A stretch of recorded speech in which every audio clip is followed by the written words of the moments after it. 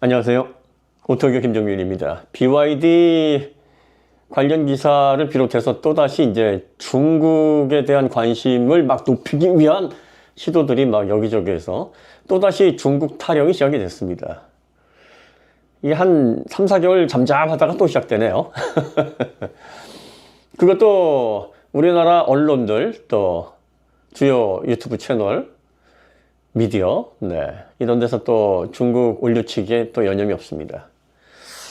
중국에서 왜 자꾸 우리나라의 중국의 기술력을 인정받고 싶어 하고 그들의 상품성을 많은 사람들에게 알리고 싶어 하고 마케팅 관련해서 왜 이렇게 공을 많이 들일까요?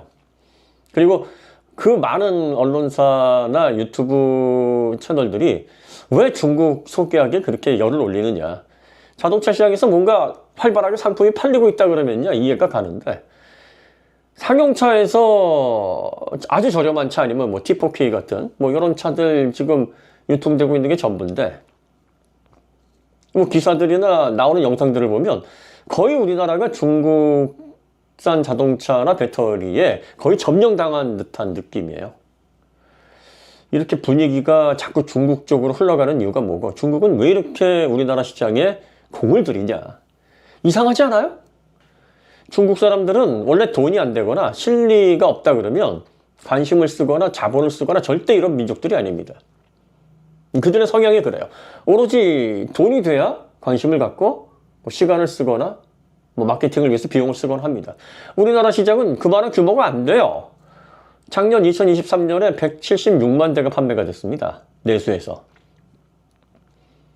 2022년도에는 168만 대. 올해는 176만 대도 달성을 못할 것 같다라는 좀 암울한 전망이 나옵니다. 그나마 176만 대에서 73%를 현대기아가 점유하고 있고요. 나머지 27%를 나눠 갖는 그런 식의 구성입니다. 중국 차가 전기차로 우리나라에 들어와서 현대기아의 점유율을 깰 수 있을까요?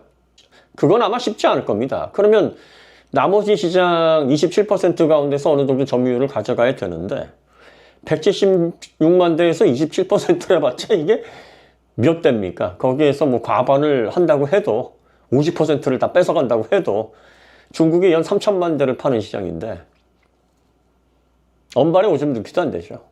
그러니까 시장의 가치를 놓고 보면 또 이익이라는 측면에서 놓고 보면 대한민국 시장에는 공을 들일 만한 이유가 요만큼도 없어요. 돈을 써서는 안 됩니다. 인플루언서들을 왜 부르고 기자들을 왜 불러서 이번에 뭐 80팀 불렀다고 하나요? 본사 공장에 또 본사에 데리고 가고 그리고 국내에 관련해 가지고 기사들 뿌리고 또 이런 아주 작디 작은 내수 시장을 위해서 정식으로 자동차를 런칭하기 위해서 중국 하모니 오토그룹, 도이치모터스, 삼천리모터스 계약해서 AS센터, 지금 제1호 AS센터가 바로 이 영등포에 생기는데 한마디로 말하면 이거 뻘짓거리예요. 돈이 안 돼요. 아무리 생각을 해봐도 이거는 상업적으로 말이 안 되는 겁니다. 우리나라 시장에 중국 브랜드가 뭐 먹을 게 있다고 들어와요. 이 작은 시장에. 그런데 그들이 들이는 공은 마치 한 1,000만 대 정도의 내수 시장을 갖추고 있어서 한 10%만 점유를 한다 그래도 100만 대 정도 매출이 예상되는 그런 대단한 시장을 대하듯이 우리나라 대한민국 시장에 공을 엄청나게 들이고 기자들이나 유튜버들 어떻게 해서든 호의적인 기사를 내기 위해서 그들에게 아주 정성을 다합니다.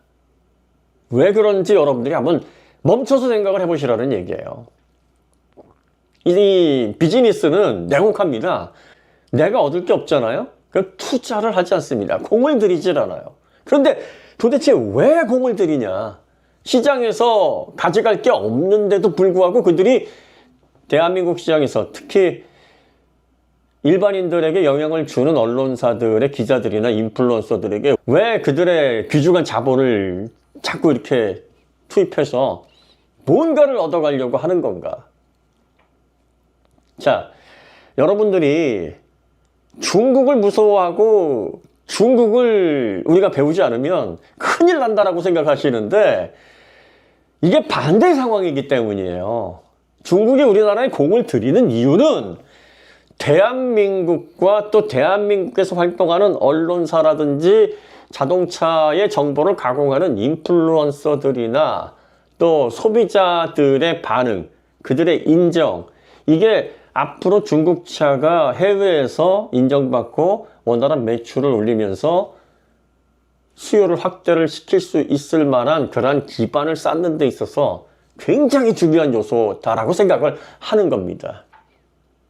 여러분들이 중국 업체의 그 빠른 발전이나 그들의 기술력을 두려워할 게 아니라 중국의 그러한 전기차 기업이나 배터리 기업들이 대한민국 기업들과 대한민국 소비자들, 대한민국 미디어, 언론들의 인정이 필요할 만큼 대한민국의 전기차 산업과 배터리 산업이 확실히 전 세계에서 압도적인 기술력을 가지고 업계를 선도하고 있다는 걸 그들이 알고 있구나. 이걸 의미하는 겁니다.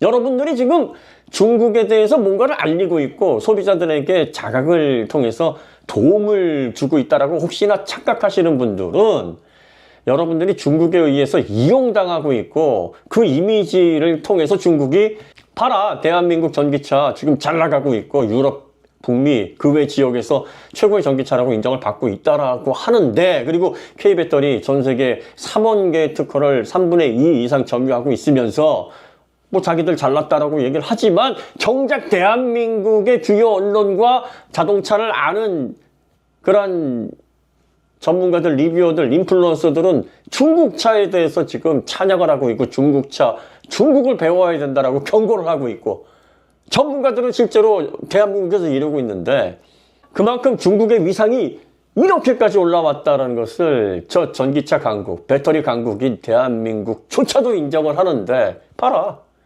우리가 얼마나 대단한지 알겠지? 이걸 얻기 위해서입니다. 그들이 원하는 건 바로 이러한 대한민국 시장과 대한민국에서 전문가라고 자처하는 사람들의 인정과 그 분위기, 또 그걸로 인해서 소비자들이 아, 중국이 예전에 중국이 아니었구나 라고 하는 그런 분위기를 통해서 그걸 마치 하나의 어워드처럼 활용하기 위해 공을 들이는 거예요. 그거 외에는 대한민국 시장에서 가져갈 게 없어요. 아니, 꼴랑 176만 대 판매되는 시장에서 중국이 내수 시장이 그거보다 17배나 되는데 뭐하나 여기에 들어와가지고 공을 들이고 애를 쓰고 어떻게든 사람들에게 이러한 전기차에 대한 가치에, 상품성에 여러분들이 관심을 가지세요라고 조금이라도 시간 쓰고 돈 쓸 이유가 뭐가 있겠습니까? 그러니까 지금 중국 정보들을 가공을 하면서 그들의 기술력을 소개하고 이런 제품이 있습니다 라고 드라이하게 팩트를 전달을 하는 그러한 용도라 그러면 문제될 게 아무것도 없어요. 그런데 그러한 영상들이나 기사들 말미에 꼭 붙는 게 뭡니까? 긴장해야 된다. 우리나라 산업이 이렇게 됐다가 큰일 난다. 잡아먹힌다.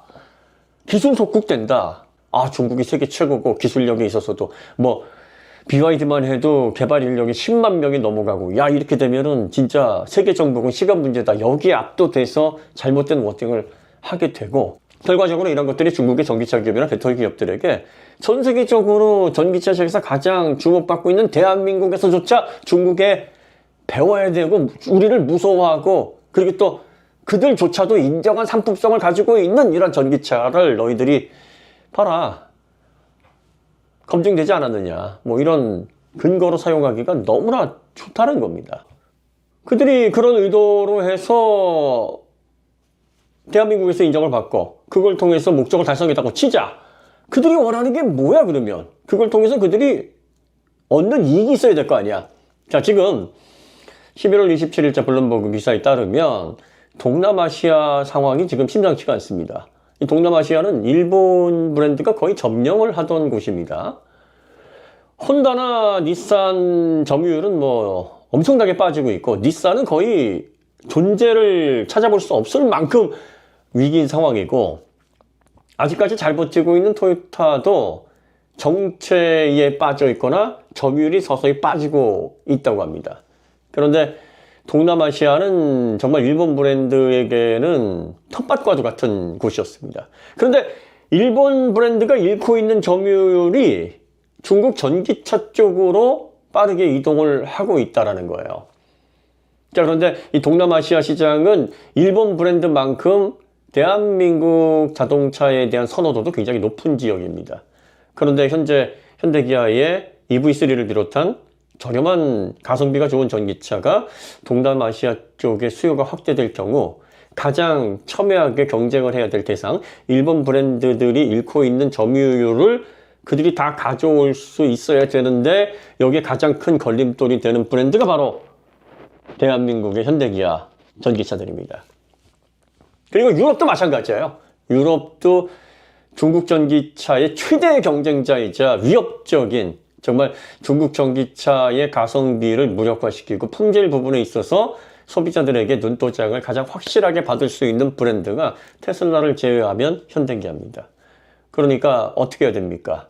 이런 부분에 있어서 확실하게 기술적인 우위나 상품성 부분에 있어서 소비자들에게 어필할 수 있으려면 가장 중요한 본진에서부터 인정을 받고, 봐라, 정작 대한민국에서는 중국 전기차를 오히려 배워야 된다는데 중국 전기차를 오히려 이렇게 높게 평가를 하고 있고, 그리고 전문가라는 사람, 언론에서는 중국 전기차에 대해서 이렇게 연일 경고를 하고 있는데 대한민국 국민의 어떤 시장 특성상, 그리고 그들의 성향상, 뭐 그들이 갈라파고스 같은 시장 분위기 때문에 현대기아차 또 AS 용이성 때문에 그들이 어쩔 수 없어 선택하는 거지, 대한민국 국민들도 정작 우리 중국 전기차를 선망하고 타고 싶어 해 라는 그런 분위기를 통해서 동남아시아 시장이나 그 외에 넓은 시장에서 중국 전기차의 밸류, 가치를 높이기 위한 그런 사전 밑작업을 한다라고 보시면 될 겁니다. 그거 아니고서는 176만 대 연 판매되는 이 대한민국 시장에서 가져갈 게 없어요. 그리고 실제로 이런 인정을 받아야 된다라고 생각을 하고 이렇게 공을 들이는 중국 전기차 기업과 배터리 기업들이 현대기아를 비롯한 K배터리를 얼마나 위력적인 대상으로 보고 있고, 또 그들을 잡아내지 않고서는, 그들과의 경쟁에서 우위를 점하지 않고서는 앞으로 미래 모빌리티 시장에서 쉽지 않을 것이다라는 걸 그들은 정확하게 알고 있기 때문입니다. 다시 말하면 중국의 전기차 기업과 배터리 기업이 두려워하는 대상이 대한민국의 K전기차, K배터리라는 겁니다.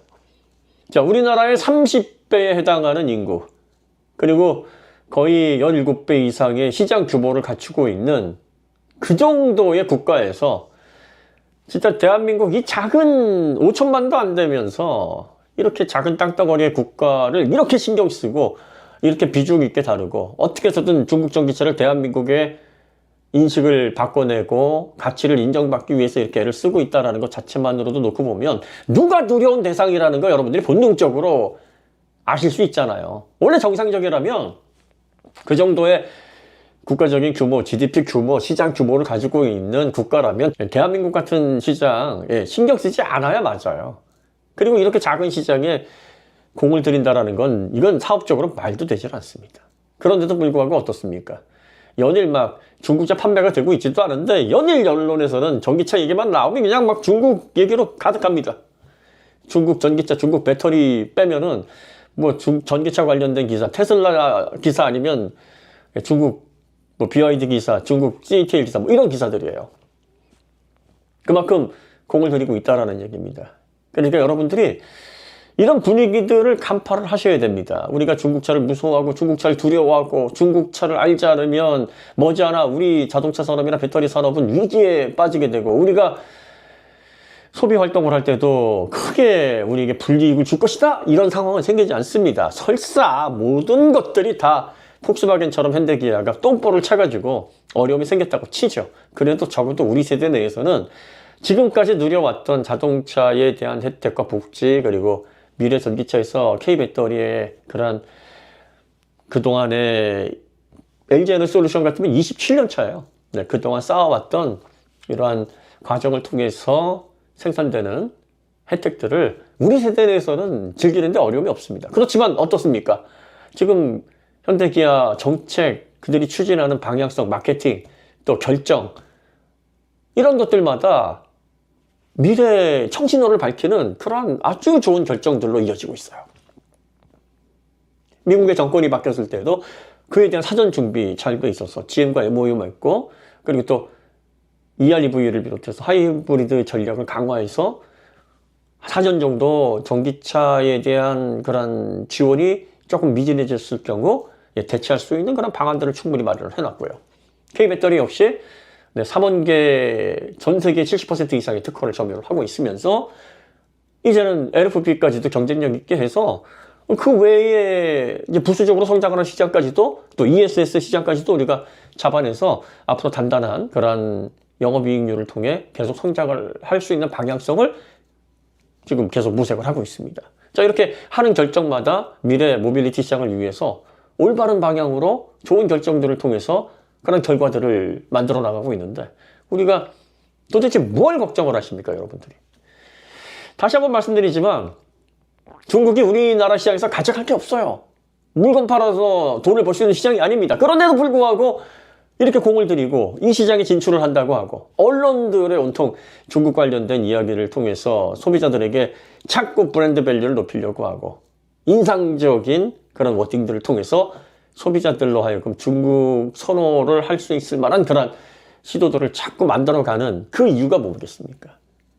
위력적이라는 겁니다. 대한민국 시장이 중요하다는 거예요. 그들이 보기에는 대한민국 시장에서의 인정이 지금 일본 자동차의 점유율이 빠지고 있는 동남아시아, 그리고 또 미래 유럽의 친환경 전기차의 수요 확대에서 시장 점유율을 원활하게 이뤄나갈 수 있는 가장 밑거름이 될 수 있는 사전 작업 중에 가장 중요한 부분이다, 이렇게 여기고 있다라는 겁니다.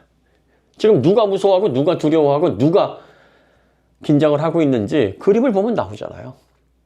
물론 우리나라 기업들도 중국의 이런 움직임을 잘 분석하고, 그리고 또 지금까지 벌려온 기술적인 격차 더 벌리기 위해서 계속 주마가편식으로 혁신의 속도를 늦추면 안 될 겁니다. 하지만 이런 것들은 이미 업계에 계신 분들이 다 알아서 차근차근 계획에 맞게 잘하고 있는 부분들이에요. 소비자분들이 중심을 잘 잡으셔야 됩니다. 인플루언서 시대예요, 지금은. 인플루언서의 집단은 전문적인 지식을 가지고 있는 사람들보다는 그렇지 못한 사람들이 절대 다수입니다. 그러다 보니까 산업 전반을 제대로 읽지 못하고, 또 영세 단위로 움직이다 보면 작은 자본에도 그들의 기조가 바뀔 수 있어요. 결국은 그러한 외침들이 모여서 소비자분들이 엉뚱한 방향으로 잘못된 워딩이 사실인 줄 착각하게 되는 그러한 현상으로 이어져서는 안 됩니다. EV3 플랫폼 논쟁 잠잠해진 지 한 달 정도 됐습니다. 지금 와서 생각해보니까 얼마나 웃깁니까? 그때 당시에 막 열올리면서 소비자를 위한 그런 워딩을 하는 쪽과 기업을 두둔하는 그런 워딩을 하는 쪽, 우리가 소비자 편을 들어야 되지 않느냐? 이쪽 편이 맞지 않냐라고 해서 그쪽으로 휩쓸리신 분들도 이제 냉정을 찾고 보니까, 아니 내연차 시대에 리어 일부분을 가져다가 전기차를 만들었다고 그 차가 되는 건 절대로 아닌데, 그렇게 따지면은 폭스바겐과 또 독일 기업 기존의 레거시들이 전기차에서 헤맬 이유가 없잖아. 소프트웨어가 플랫폼에 전기차 시대에 포함된다는 건 너무나 당연한 얘기였는데, 우리가 내연차 시계 사고를 하다 보니까 잠깐 이게 편가르기를 하다 보니까 핵심을 놓쳤구나라고 해서 지금 생각해보면 되게 웃기잖아요, 그거. 얼마나 단순한 얘기예요. 전기차 시대에 PE 시스템이 모터가 중심이 아니라니까요. 배터리 셀이 중심이 아니라니까요. 그럴싸하게 이런 말을 듣다 보니까 그렇지 라고 했는데, 그게 전반적으로 소프트웨어와 다 연결이 돼 있어서 단순히 모터 셀 이걸 의미하는 게 아니라는 거 여러분들이 이제 냉정한 시각으로 보니까 바로 이해가 되시잖아요. 그러니까 아니 EV3 가지고 우리가 왜 이렇게 난리를 떠는 거야? EV3가 상품성이 좋으면 됐지, 왜 말도 안 되는 논쟁을 가지고 그렇게 EV3를 씹어댄 거야?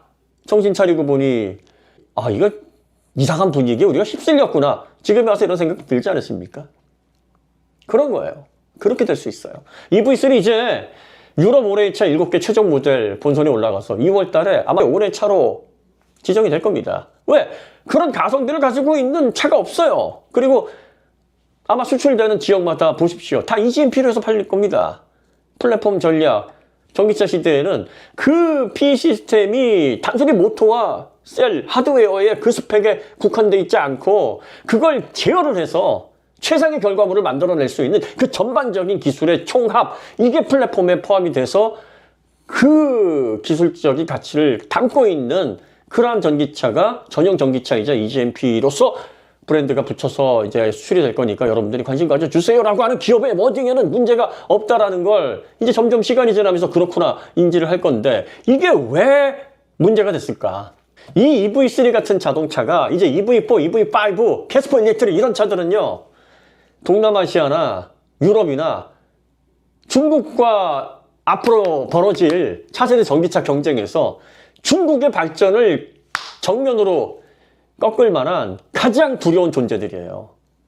이런 모델들을 사전에 중국이 넘어서고 이들의 수요 확대, 이들의 폭발적인 그런 소비자들의 평가, 인정, 시장에서의 성과, 이런 것들을 끄집어 내려야 중국 브랜드가 그 자리를 들어갈 수가 있기 때문입니다. 지금 대한민국 시장 자체가 중요해서가 아니라 대한민국과의 경쟁에서 동남아시아, 일본 차의 점유율이 빠지고 있는, 그래서 생기는 그 공백을 중국이 거기를 다 차지해야 되는데, 이걸 대한민국하고 막 경쟁을 하다가 잘못하다간 역전을 당해서 질 수도 있거든요. 유럽에서는 이미 밸류면이나 수요 확대 면에 있어서 K 전기차, K 배터리에 대적할 만한, 그럴 만한 인정을 받으려면 시간이 더 필요한 상황이니까, 그러면 대한민국 본진을 쥐고 흔드는 수밖에 없어요. 그래서 그걸 결과적으로 봐라, 대한민국에서조차 우리를 무서워하고 있고 우리를 인정하고 있는데 너희들이 대한민국 전기차, 대한민국 배터리, 그게 뭐 대단하다고 우리 중국차를 대한민국 전기차보다 무시하느냐라는 워딩이 만들어지는 거예요. 여기에 여러분들이 일조하시면 되겠습니까? 그리고 이런 내용들에 여러분들이 신경 쓰고 영향받고 불안해하고 이럴 필요가 없다. 냉정한 눈으로 상품성을 바라보는 건 좋은 얘기예요. 좋은 시도고 소비자들에게 긍정적인 역할을 하겠으나, 뭔가 분위기를 통해서 결론을 만들어가고, 뭔가 너희들이 잘못 생각하는 걸 내가 알려주는 거니까 잘 알아들어, 뭐 이런 식의 워딩은 정말 여러분들이 조심하셔야 됩니다. 중국은 절대로 쓸데없는 데 돈을 쓰지 않아요. 시장도 쥐꼬리만 하고 가져갈 것도 없고, 솔직히 말해서 살도 없어서 이게 뜯어먹을 게 없는 대한민국에 왜 이렇게 중국이 이 시장에서 인정받고 K 전기차 못지않은 기술력과 또 상품성을 가지고 있다라는 걸 알리지 못해서 이렇게 안달일까? 이 부분을 여러분들이 조금이라도 생각해 보시면 그 속내, 그 내면에 감춰져 있는 속뜻을 바로 간파하실 수 있을 겁니다. 그렇지 않습니까? 네. 오늘 이야기 여기서 마치도록 하고요. 다음에 더 좋은 콘텐츠로 찾아뵙겠습니다. 감사합니다.